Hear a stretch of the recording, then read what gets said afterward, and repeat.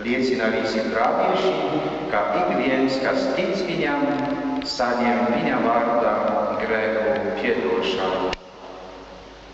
Šīs 3 svētās dienas vai lielā gaveņa laikā mēs apcerējam Jēzus Kristus ciešanās, Jēzus Kristus krusta nāvi, bet sevišķa veidā šīs 3 svētās dienas mēs apcerējam šos pēdējos notikumus. Tas nozīmē Jēzus Kristus apcietināšanu, pirms tam vēl Euharistijas sakramenta iestādīšanu, priesterības sakramenta iestādīšanu, pēc tam apcietināšanu, šaustīšanu un visus pazemojumus Jēzus Kristus cietā mūsu grēku dēļ.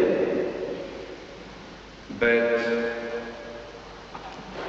baznīcas tevi mums rakstā, ka par to, ka Jēzus cietā, nevajag mums kautrēties, kaunēties, skumst, bet mums vajag ar to priecāties vai lepoties, ka viņš tik mīlēja, tik ļoti mīlēja katru cilvēku, ka Jēzus Kristus, vienpiedzimušais Dieva dēls, īstais Dievs, īstais cilvēks, pēc Dieva grības labprātīgi pats sevi upurēja par mūsu grēkiem.